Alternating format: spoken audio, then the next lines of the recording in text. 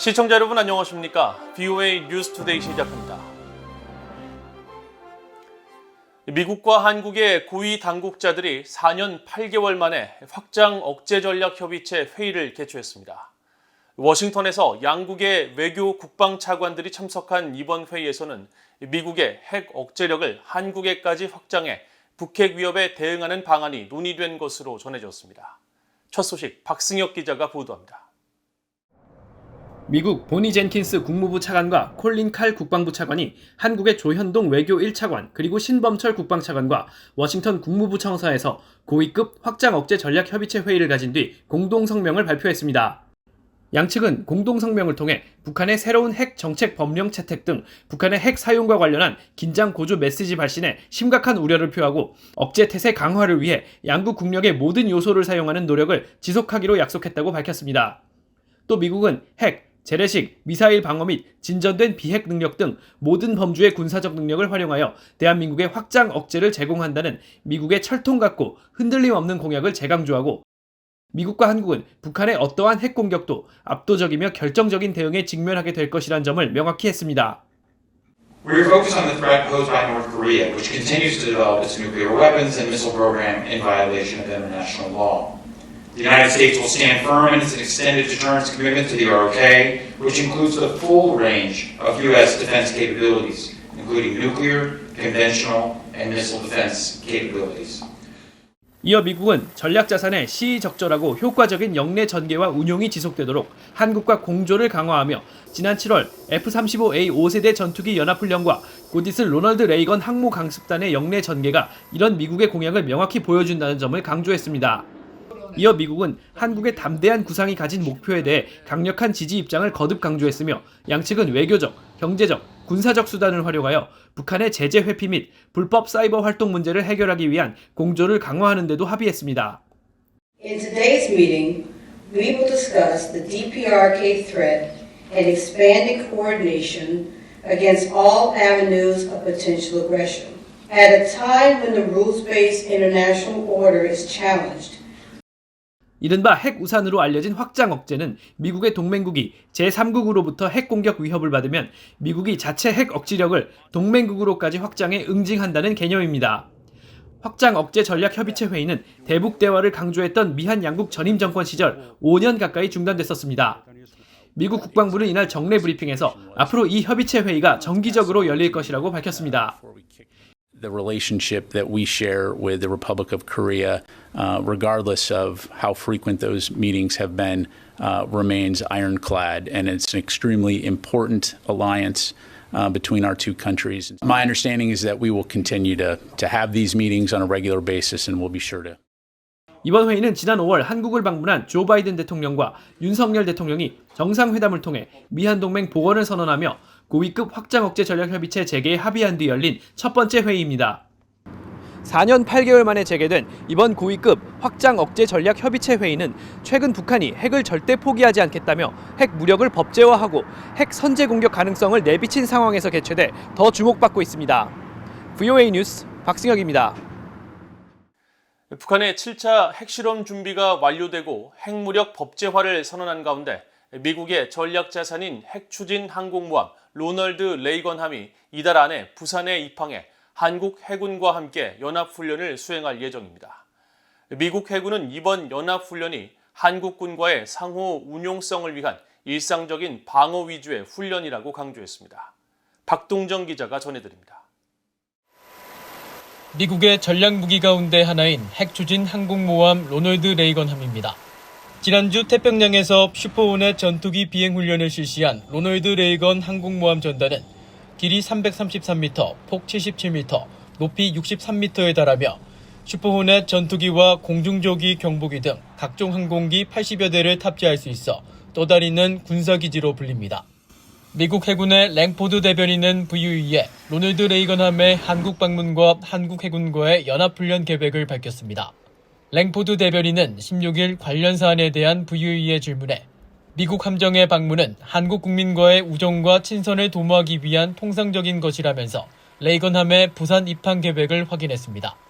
또 미군은 로널드 레이건 항공모함 타격단을 포함해 한반도 주변 해역에서 한국 해군과 양자 훈련을 할 계획이라면서 이번 훈련은 한국군과의 상호 운용성과 팀워크 향상을 목적으로 하는 일상적인 방어 위주의 훈련이라고 강조했습니다.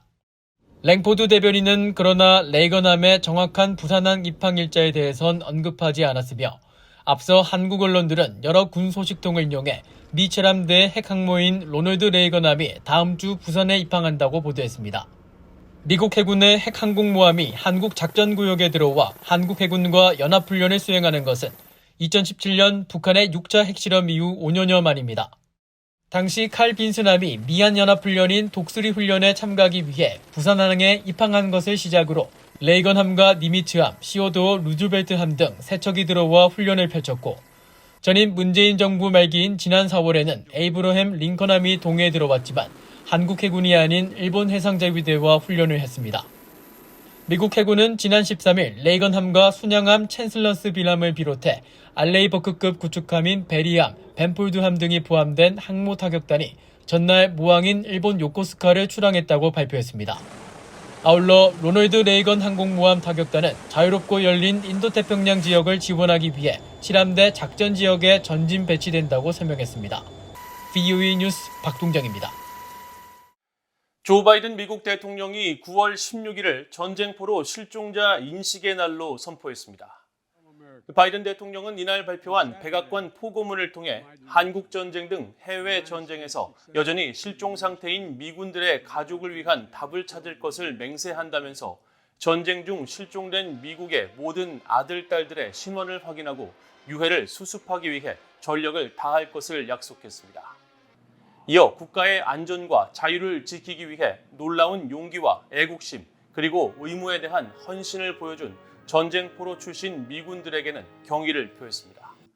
로이드 오스틴 미국 국방장관은 16일 워싱턴 인근 국방부 청사에서 열린 전쟁포로 실종자 인식의 날 기념식 연설에서 미국은 해외 전쟁에서 실종된 미군에 대한 신원 확인 작업을 가능한 한 최대한으로 할 것이라고 엄숙히 약속한다고 말했습니다.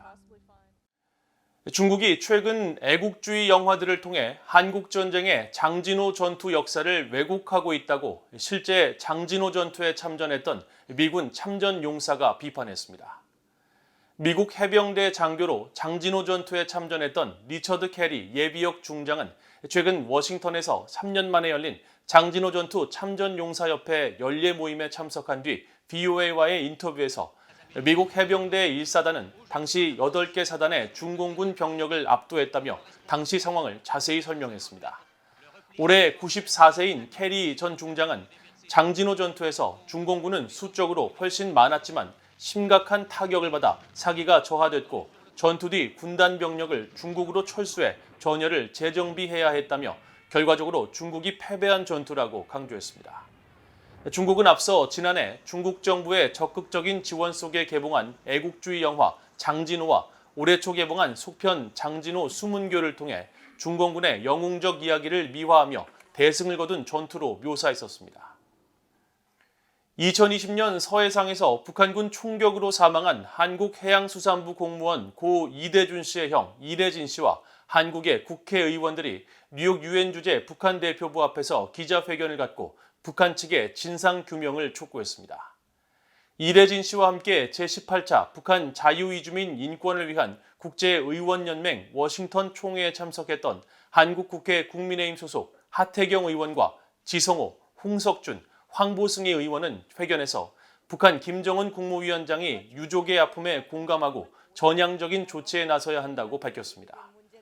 특히 이대진 씨는 김정은 위원장 앞으로 보낸 서한에서 동생이 어떻게 죽었고 무엇 때문에 무참하게 살해됐는지 알고 싶다며 진상규명을 위한 조사를 실시하고 유족이 사고 현장을 방문하도록 허용해달라고 요청했습니다. 아울러 사건 해결을 위한 방안으로 판문점에서 당국자들과 유엔의 3자 공동 진상조사단 회동을 제안하며 김 위원장의 통큰 배려가 있길 바란다고 말했습니다. 이들은 북한 대표부가 서한 접수를 거부하자 이날 우편으로 서한을 발송했다고 VOA에 밝혔습니다. 싱가포르 경찰 당국이 대북 가스유 불법 공급에 대한 경찰의 수사를 방해한 혐의로 싱가포르 국적자 3명을 기소했다고 밝혔습니다. 싱가포르 경찰청은 15일 보도자료를 통해 2018년 싱가포르 선적의 유조선 마린 탱커 C탱커 2호가 해상 선박간 환적을 통해 북한 선박에 가스유를 운송하는 데 관여한 정황을 포착하고 수사를 개시했다고 밝혔습니다. 그러나 이 과정에서 유조선의 화물 담당자였던 남성 2명과 유조선 소유업체 해사감독관 1명이 유조선의 항해 일지와 유류 취급 기록부 등 관련 기록을 위조하려고 시도한 혐의를 포착해 이들 3명을 기소했으며 이처럼 고의로 수사를 방해할 경우 최대 7년의 징역 또는 벌금형에 동시에 처해질 수 있다고 밝혔습니다. 이상으로 VOA 뉴스투데이를 모두 마칩니다. 시청해주신 여러분 고맙습니다.